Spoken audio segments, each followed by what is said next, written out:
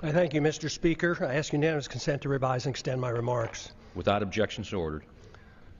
Mr. Speaker, this may be the last time I speak on the House floor. At the end of the year, I'll leave Congress after 23 years in office over a 36-year period.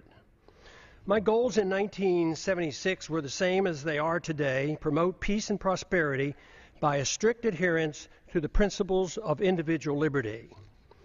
It was my opinion that the course of the U.S. embarked on in the latter part of the 20th century would bring us a major financial crisis and engulf us in a foreign policy that would overextend us and undermine our national security.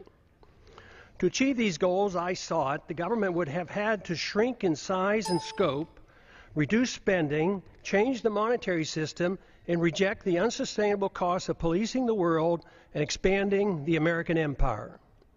The problems seem to be overwhelming and impossible to solve, yet from my viewpoint, just following the constraints placed on the federal government by the Constitution would have been a good place to start. Just how much did I accomplish? In many ways, according to conventional wisdom, my off and on career in Congress from 1976 to 2012 accomplished very little. No name legislation, no name federal buildings or highways, thank goodness.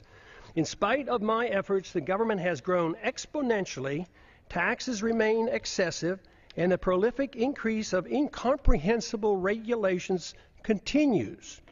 Wars are constant and pursued without congressional declaration. Deficits rise to the sky.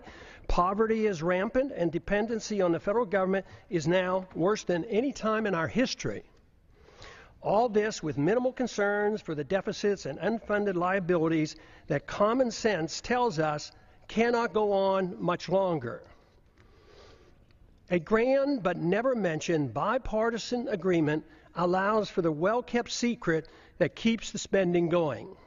One side doesn't give up 1 penny on military spending, the other side doesn't give up 1 penny on welfare spending, while both sides support the bailouts and the subsidies for the banking and the corporate elite. And the spending continues as the economy weakens and the downward spiral continues. As the government continues fiddling around, our liberties and our wealth burn in the flames of a foreign policy that makes us less safe.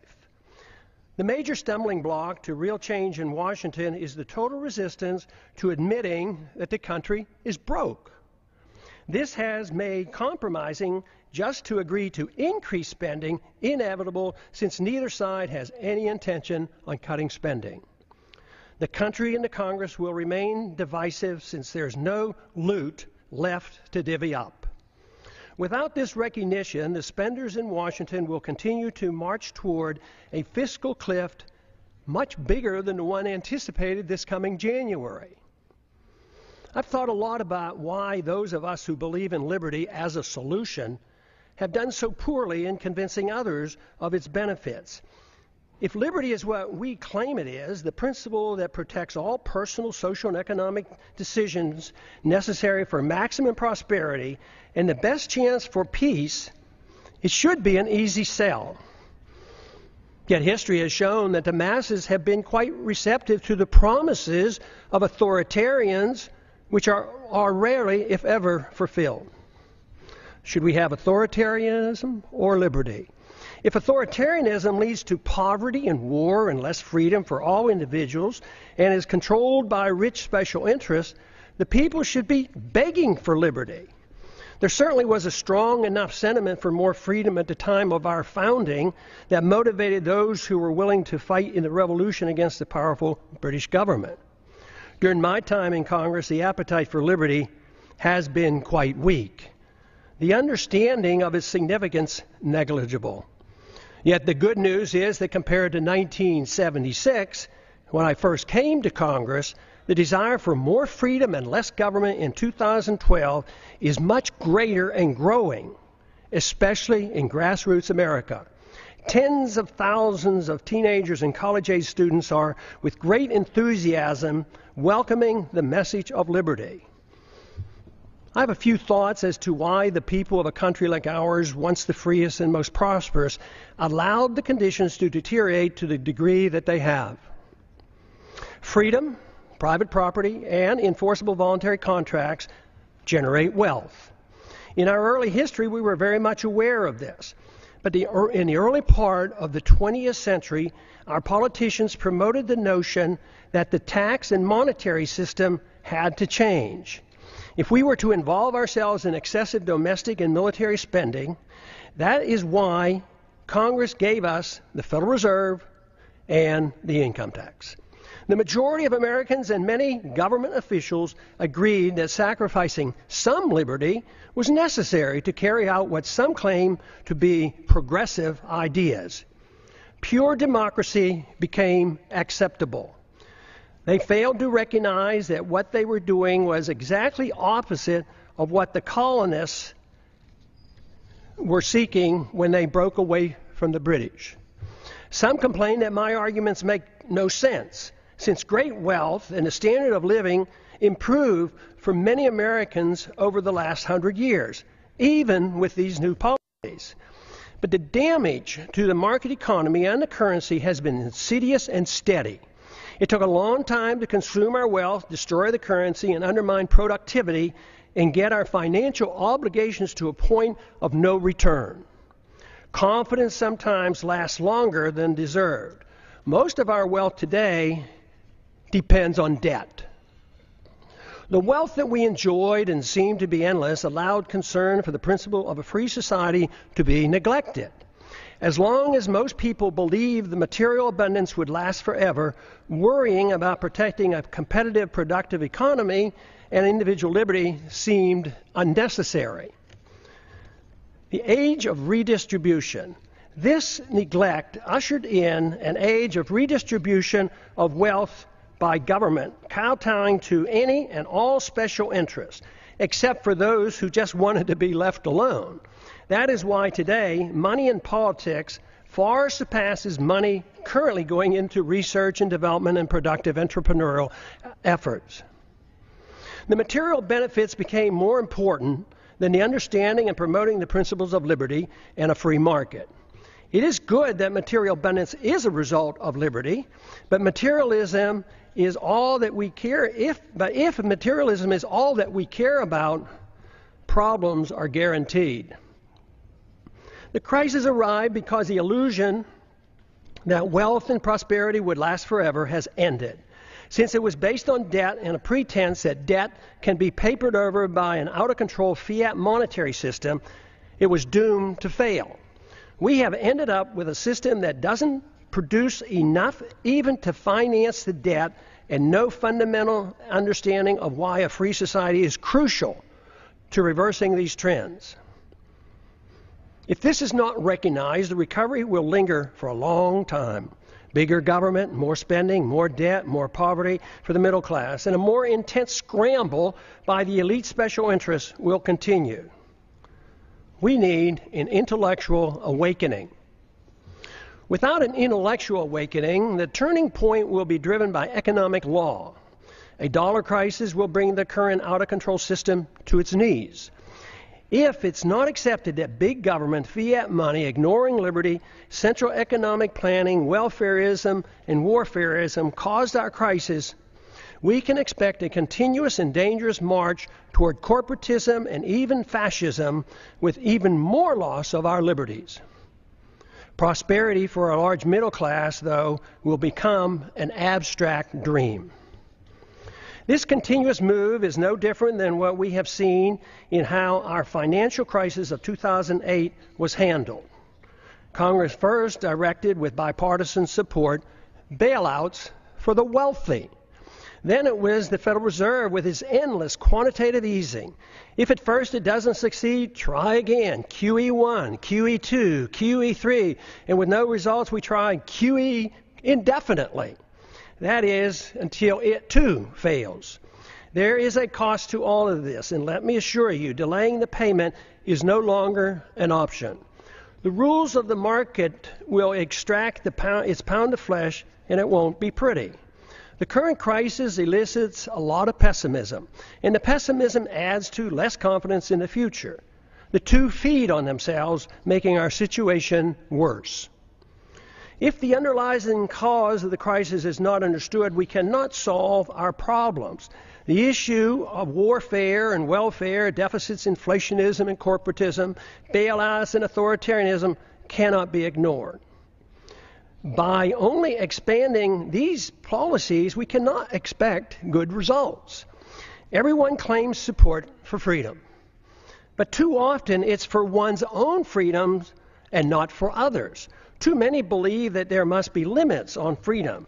They argue that freedom must be directed and managed to achieve fairness and equality, thus making it acceptable to curtail through force certain liberties.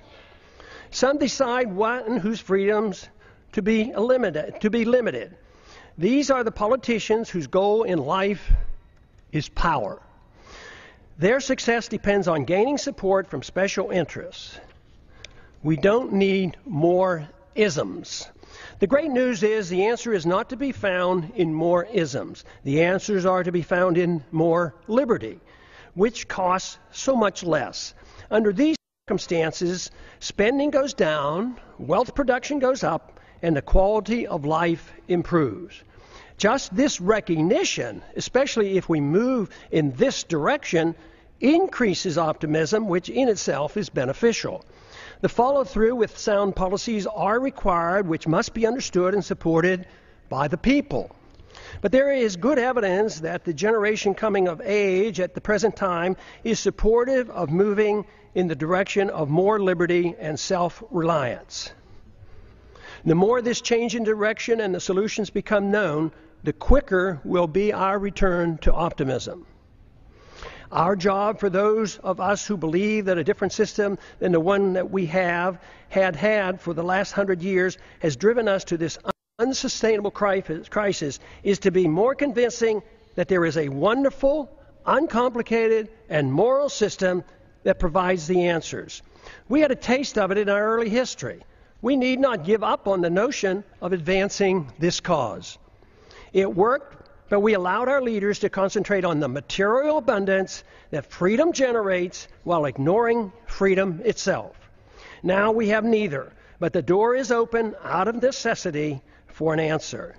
The answer available is based on the Constitution, individual liberty, in prohibiting the use of government force to provide privileges and benefits to all special interests. After over 100 years, we face a society quite different from the one that was intended by the founders. In many ways, their efforts to protect future generations with the Constitution from this danger has failed. Skeptics at the time of the Constitution, was written in 1787, warned us of today's possible outcome. The insidious nature of the erosion of our liberties and the reassurance our great abundance gave us allowed the process to evolve into a dangerous period in which we now live. Dependency on government largesse.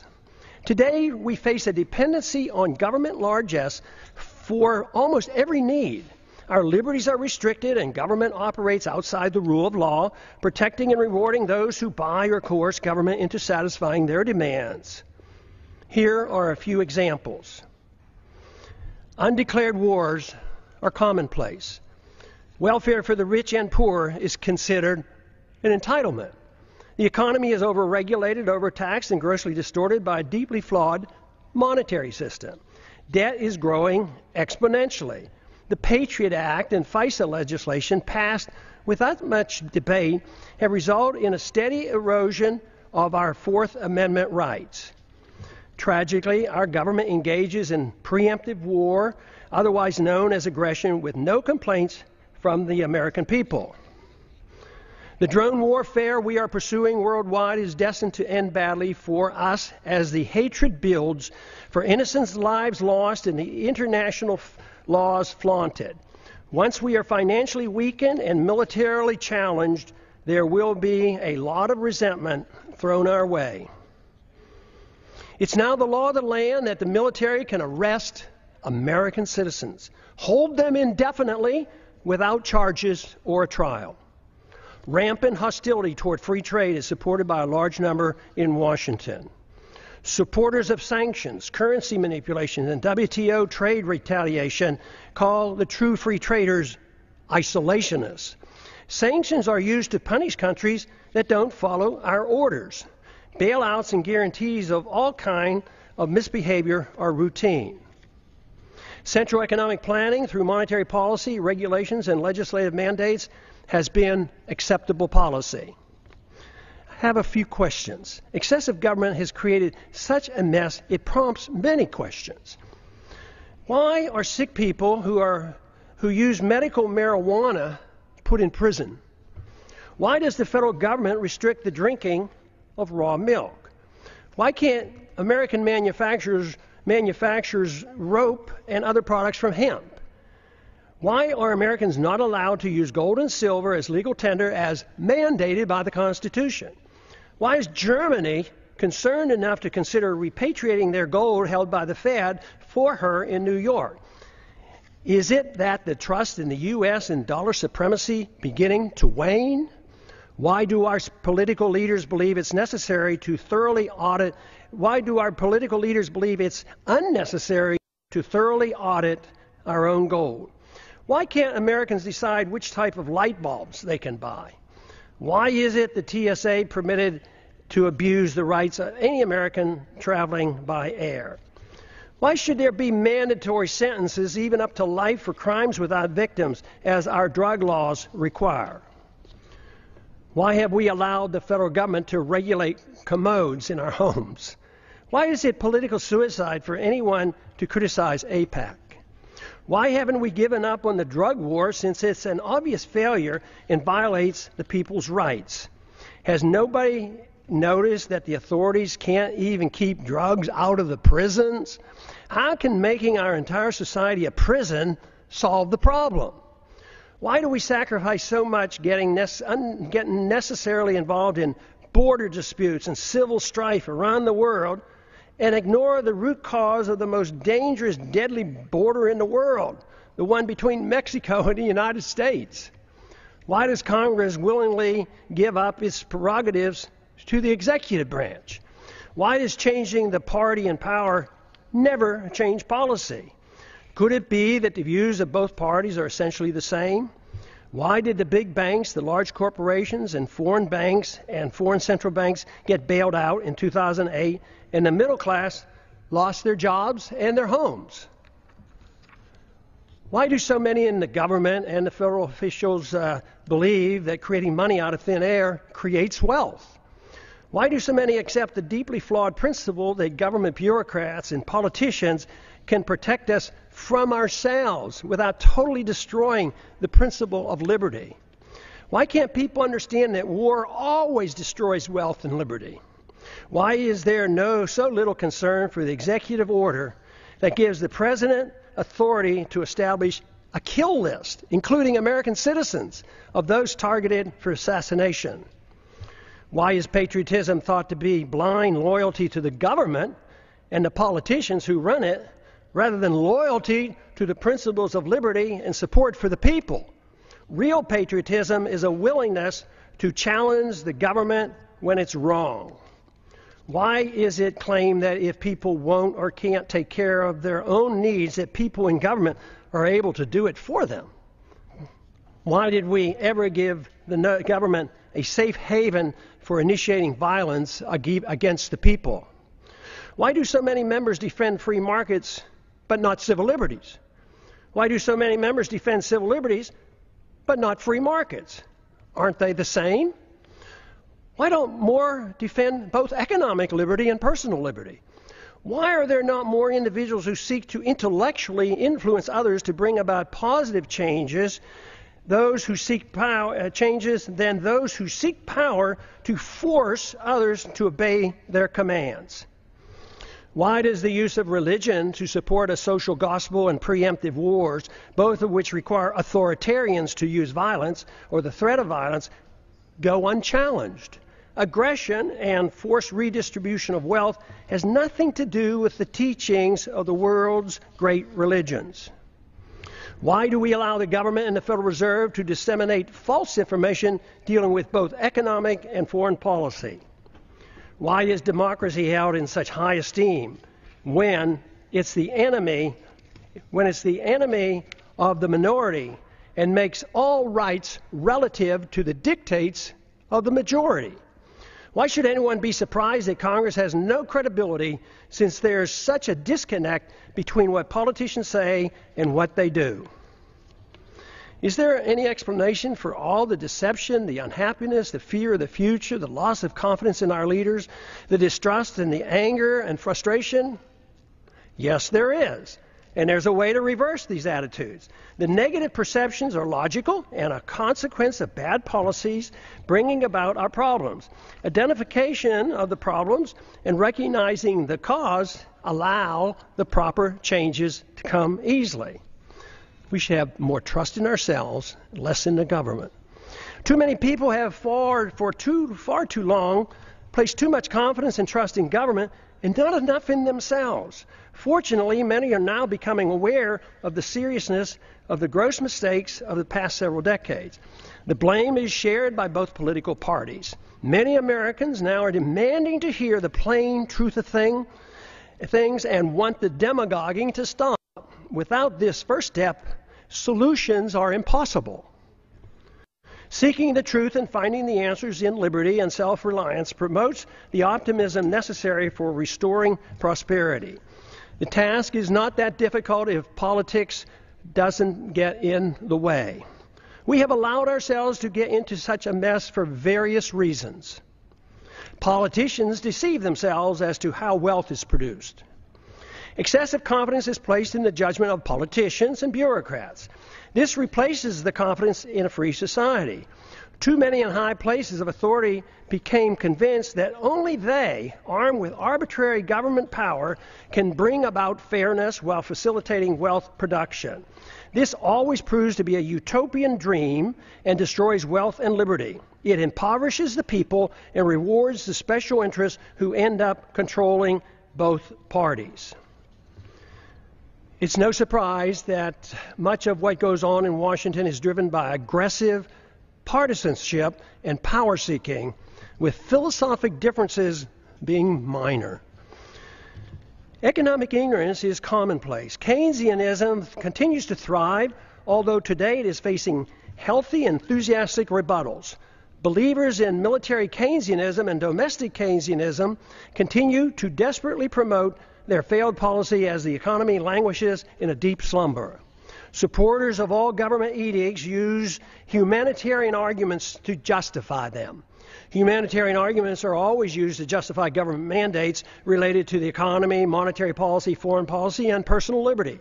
This is on purpose to make it more difficult to challenge.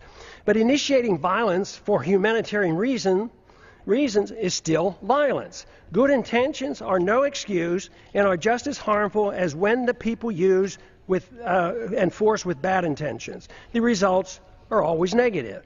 The immoral use of force is the source of man's political problems. Sadly, many religious groups, secular organizations, and psychopathic authoritarians endorse government-initiated force to change the world. Even when the desired goals are well-intentioned, or especially when they're well-intentioned, the results are dismal. The good results sought never materialize. The new problems created require even more government force as a solution. The net result is institutionalizing government-initiated violence and morally justifying it on humanitarian grounds. This is the same fundamental reason our government uses force for invading other countries at will, central economic planning at home, and the regulation of personal liberty and habits of our citizens. It is rather strange that unless one has a criminal mind and no respect for other people and their property, no one claims it's permissible to go into one's neighbor's house and tell them how to behave, what they can eat, smoke, and drink, or how to spend their money. Yet, rarely is it asked why is it morally acceptable that a stranger with a badge and a gun can do the same thing in the name of law and order. Any resistance is met with brute force, fines, taxes, arrests, and even imprisonment. This is done more frequently every day without a search warrant. No government monopoly over initiating violence is what we need. Restraining aggressive behavior is one thing, but legalizing a government monopoly for initiating aggression can only lead to exhausting liberty associated with chaos, anger, and a breakdown of civil society. Permitting such authority and expecting a saintly behavior from the bureaucrats and the politicians is a pipe dream. We now have a standing army of armed bureaucrats in the TSA, CIA, FBI, Fish and Wildlife, FEMA, IRS, Corps of Engineers, etc., numbering over 100,000. Citizens are guilty until proven innocent in the unconstitutional administrative courts. Government in a free society should have no authority to meddle in the social activities or the economic transactions of individuals, nor should government meddle in the affairs of other nations. All things peaceful, even when controversial, should be permitted. We must reject the notion of prior restraint in economic activity, just as we do in the area of free speech and religious liberty. But even in these areas, government is starting to use a backdoor approach of political correctness to regulate speech, a very dangerous trend. Since 9/11, monitoring speech on the internet is now a problem since warrants are no longer required. The proliferation of federal crimes. The Constitution established 4 federal crimes. Today, the experts can't even agree on how many federal crimes are now on the books. They number into the thousands. No one person can comprehend the enormity of the legal system, especially the tax code. Due to the ill-advised drug wars and the endless federal expansion of the criminal code, we have over 6 million people under correctional suspension, more than the Soviets ever had and more than any other nation today, including China. I don't understand the complacency of the Congress and the willingness to continue their obsession with passing more federal laws. Mandatory sentencing laws associated with drug laws have compounded our prison problems. The Federal Register is now 75,000 pages long, and the tax code 72,000 pages, and expands every year. When will the people start shouting, enough is enough, and demand Congress to cease and desist? What we should be doing is achieving liberty.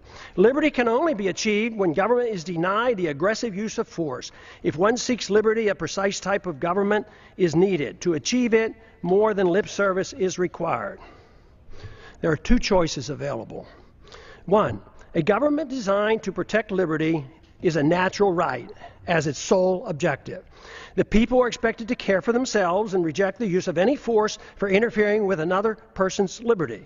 Government is given a strictly limited authority to enforce contracts, property ownerships, settle disputes, and defend against foreign aggression. Number 2, a government that pretends to protect liberty but is granted power to arbitrarily use force over the people and foreign nations. Though the grant of power many times is meant to be small and limited, it inevitably metastasizes into an omnipotent political cancer. This is the problem for which the world has suffered throughout the ages. Though meant to be limited, it nevertheless is a 100% sacrifice of the principle that would-be tyrants find irresistible. It is used vigorously, though incrementally and insidiously. Granting power to government officials always proves the adage that power corrupts. Once government gets a limited concession for the use of force to mold people's habits and plan the economy, it causes a steady erosion and a steady move toward tyrannical government. Only a revolutionary spirit can reverse the process and deny the government this arbitrary use of aggression. There is no in-between. Sacrificing a little liberty for imaginary safety always ends badly. Today's mess is a result of Americans accepting option number 2, even though the founders attempted to give us option number 1. The results are not good. As our liberties have been eroded, our wealth has been consumed. The wealth we see today is based on debt and a foolish willingness on the part of foreigners to take our dollars for goods and services. Then they loan them back to us to perpetuate our debt system.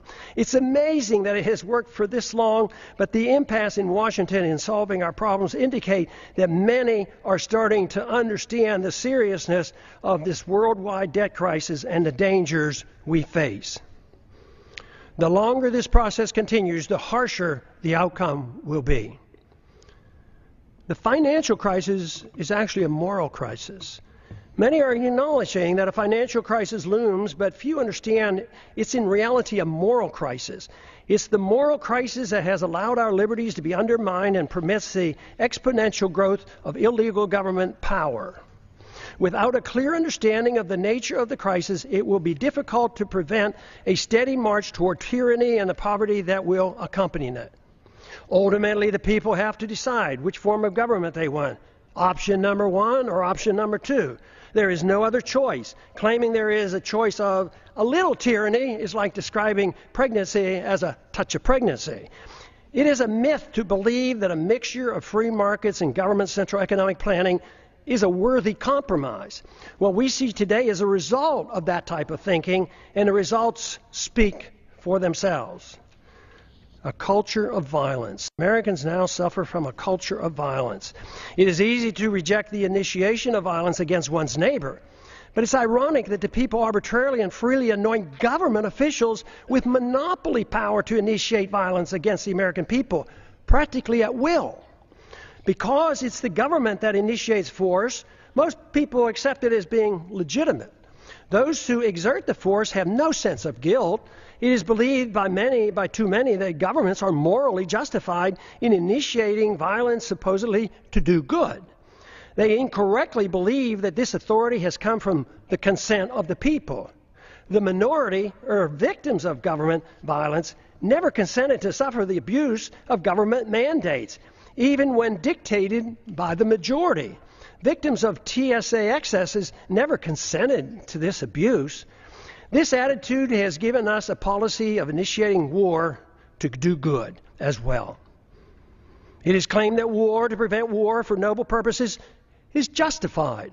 This is similar to what we were once told that, quote, destroying a village to save a village, close quote, was justified. It was said by a U.S. Secretary of State that the loss of 500,000 Iraqis, mostly children, in the 1990s as a result of American bombs and sanctions was worth it to achieve the good we brought to the people of Iraq. And look at the mess that Iraq is in today. Government use of force to mold social and economic behavior at home and abroad has justified individuals using force on their own terms. The fact that violence by government is seen as morally justified is the reason why violence will increase when the big financial crisis hits and becomes a political crisis as well. First, we recognize that individuals shouldn't initiate violence. Then we give the authority to the government.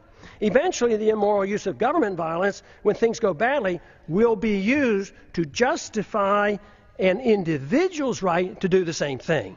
Neither the government nor individuals have the moral right to initiate violence against another, yet we are moving toward the day when both will claim this authority. If this cycle is not reversed, society will break down. When needs are pressing and conditions deteriorate and rights become relative to the demands and the whims of the majority, it's then not a great leap for individuals to take it upon themselves to use violence to get what they claim is theirs. As the economy deteriorates and the wealth discrepancy increase, as they already are occurring, violence increases as those in need take it in their own hands to get what they believe is theirs. They will not wait for a government rescue program. When government officials wield power over others to bail out the special interests, even with disastrous results to the average citizens, they feel no guilt for the harm they do. Those who take us into undeclared wars, with many casualties resulting, never lose sleep over the deaths and the destruction their bad decisions caused. They are convinced that what they do is morally justified, and the fact that many suffer just can't be helped. When the street criminals do the same thing, they too have no remorse, believing that they are only taking what is rightfully theirs. All moral standards become relative, whether it's bailouts, privileges, government subsidies, or benefits for some from inflating a currency. It's all part of a process justified by a philosophy of forced redistribution of wealth. Violence or a threat of such is the instrument required and unfortunately is of little concern of most members of Congress. Some argue it's only a matter of fairness, that those in need are cared for. There are two problems with this. First, the principle is used to provide a greater amount of benefits to the rich than to the poor. Second, no one seems to be concerned about whether or not it's fair to those who end up paying for all the benefits. The costs are usually placed on the backs of the middle class and are hidden from the public eye. Too many people believe government handouts are free, like printing money out of thin air and there's no cost. That deception is coming to an end. The bills are coming due, and that's what the economic slowdown is all about. Sadly, we have become accustomed to living with the illegitimate use of force by government. It is the tool for telling the people how to live, what to eat and drink, what to read, and how to spend their money. To develop a truly free society, the issue of initiating force must be understood and rejected. Granting to government even a small amount of force is a dangerous concession. Limiting government excesses versus a virtuous moral people. Our Constitution, which was intended to limit government power and abuse, has failed. The founders warned that a free society depends on a virtuous and moral people. The current crisis reflects that their concerns were justified. Many politicians and pundits are aware of the problems we face, but spend all their time in trying to reform government. The sad part is that the suggested reforms almost always leads to less freedom, and the importance of a virtuous and moral people is either ignored or not understood. The new reforms serve only to further undermine liberty. The compounding effect has given us the steady erosion of liberty and the massive expansion of debt. The real question is, if it is liberty we seek, should most of the emphasis be placed on government, reform, or trying to understand what a virtuous and moral people means and how to promote it? The Constitution has not prevented the people from demanding handouts for both rich and poor in their efforts to reform the government, while ignoring the principles of a free society. All branches of our government today are controlled by individuals who use their power to undermine liberty and enhance the welfare warfare state, and frequently their own wealth and power. If the people are unhappy with the government performance, it must be recognized that government is merely a reflection of an immoral society that rejected a moral government of constitutional limits on power and love of freedom. If this is the problem, all the tinkering with thousands of pages of new laws and regulations will do nothing to solve the problem. It is self-evident that our freedoms have been severely limited, and the apparent prosperity we still have is nothing more than leftover wealth from a previous time. This fictitious wealth based on debt and benefits from a false trust in our currency and credit will play havoc with our society when the bills come due.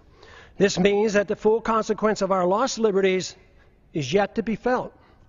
But that illusion is now ending. Reversing a downward spiral depends on accepting a new approach.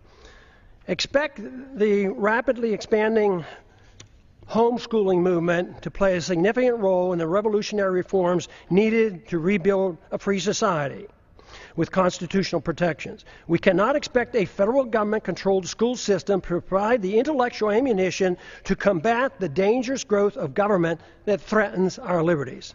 The Internet will provide the alternative to the government media complex that controls the news and most political propaganda. This is why it's essential that the Internet remains free of government regulation. Many of our religious institutions and secular organizations support greater dependency on the state by supporting war, welfare, and corporatism, and ignore the need for a virtuous people. I never believed that the world or our country could be made more free by politicians if the people had no desire for freedom. Under the current circumstances, the most we can hope to achieve in the political process is to use it as a podium to reach the people, to alert them of the nature of the crisis and the importance of their need to assume responsibility for themselves. If it is liberty that they truly seek, without this, a constitutionally protected free society is impossible. If this is true, our individual goal in life ought to be for us to seek virtue and excellence and recognize that self-esteem and happiness only comes from using one's natural ability in the most productive manner possible, according to one's own talents. Productivity and creativity are the true source of personal satisfaction. Freedom and not dependency provides the environment needed to achieve these goals. Government cannot do this for us. It only gets in the way. When the government gets involved, the goal becomes a bailout or a subsidy, and these cannot provide a sense of personal achievement. Achieving legislative power and political influence should not be our goal. Most of the change, if it is to come, will not come from the politicians, but rather from individuals, family, friends, intellectual leaders, and our religious institutions. The solution can only come from rejecting the use of coercion, compulsion, government commands, and aggressive force to mold social and economic behavior. Without accepting these restraints, inevitably the consensus will be to allow the government to mandate economic equality and obedience to the politicians who gain power and promote an environment that smothers the freedoms of everyone. It is then that the responsible individuals who seek excellence and self-esteem by being self-reliant and productive become the victims. In conclusion, what are the greatest dangers that the American people face today that impede the goal of a free society? There are 5. The continuous attack on our civil liberties, which threaten the rule of law and our ability to resist the onrush of tyranny. Number 2, violent anti-Americanism that has engulfed the world. Because the phenomenon of blowback is not understood or denied, our foreign policy is destined to keep us involved in many wars that we have no business being in. National bankruptcy and a greater threat to our national security will result. Number 3, the ease in which we go to war, without a declaration by Congress, but accepting international authority from the UN or NATO, even for preemptive wars, otherwise known as aggression. A financial political crisis as a Number 4, a financial political crisis as a consequence of excessive debt, unfunded liabilities, spending, bailouts, and gross discrepancy in wealth distribution, going from the middle class to the rich. The danger of central economic planning by the Federal Reserve must be understood. World government taking over local and U.S. sovereignty by getting involved in the issues of war, welfare, trade, banking, a world currency, taxes, property, ownership, and private ownership of guns must be addressed. Happily, there's an answer for these very dangerous trends. What a wonderful world it would be if everyone accepted the simple moral premise of rejecting all acts of aggression. The retort to such a suggestion is always, it's too simplistic, too idealistic, impractical, naive, utopian, dangerous, and unrealistic to strive for such an ideal. The answer to that is that for thousands of years, the acceptance of government force to rule over the people at the sacrifice of liberty was considered moral and the only available option for achieving peace and prosperity. What could be more utopian than that myth? Considering the results, especially looking at the state-sponsored killing by nearly every government during the 20th century, estimated to be in the hundreds of millions of people, it's time to reconsider this grant of authority to the state. No good has ever come from granting monopoly power to the state to use aggression against the people to arbitrarily mold human behavior. Such power, when left unchecked, becomes the seed of an ugly tyranny. This method of governance has been adequately tested, and the results are in. The reality dictates we try liberty. The idealism of non-aggression and rejecting the offensive use of force should be tried.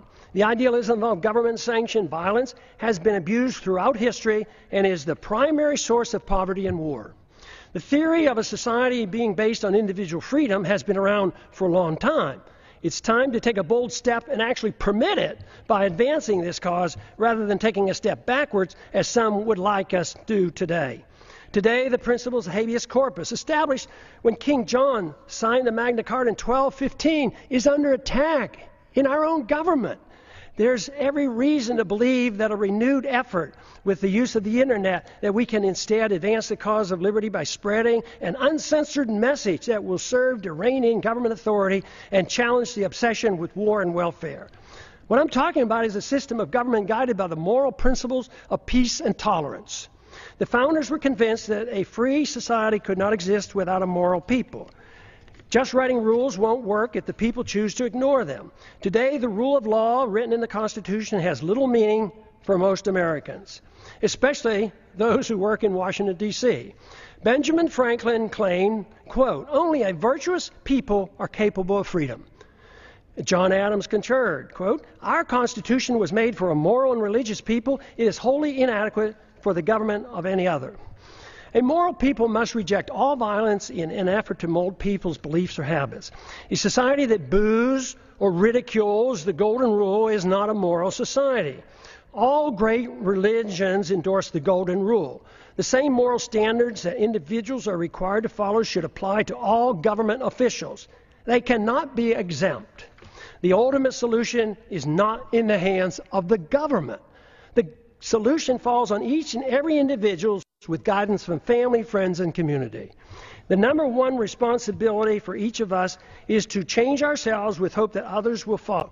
This is of greater importance than the working on changing the government. That is secondary to promoting a virtuous society. If we can achieve this, then the government will change. It doesn't mean that political action or holding office has no value. At times, it does nudge policy in the right direction. But what is true is that when seeking office is done for personal aggrandizement, money, or power, it becomes useless if not harmful. When political action is taken for the right reasons, it's easy to understand why compromise should be avoided. It's also become clear why progress is best achieved by working with coalitions, which bring people together without anyone sacrificing his principles. Political action, to be truly beneficial, must be directed toward changing the hearts and minds of the people, recognizing that it's virtue and morality of the people that allow liberty to flourish. The Constitution or moral laws per se have no value if the people's attitudes aren't changed. To achieve liberty and peace, two powerful human emotions have to be overcome. Number one is envy, which leads to hate and class warfare. Number two is intolerance, which leads to bigoted and judgmental policies. These emotions must be replaced with a much better understanding of love, compassion, tolerance, and free market economics. Freedom, when understood, brings people together. When tried, freedom is popular. The problem we have faced over the years has been that economic interventionists are swayed by envy, whereas social interventionists are swayed by intolerance of habits and lifestyles. The misunderstanding that tolerance is an endorsement of certain activity motivates many to legislate moral standards which should only be set by individuals making their own choices. Both sides use force to deal with these misplaced emotions. Both are authoritarians. Neither endorses voluntarism. Both views ought to be rejected. I have come to one firm conviction after these many years of trying to figure out the plain truth of things. The best chance for achieving peace and prosperity for the maximum number of people worldwide is to pursue the cause of liberty. If you find this to be a worthwhile message, spread it throughout the land. And I yield back the balance of my time. It's back.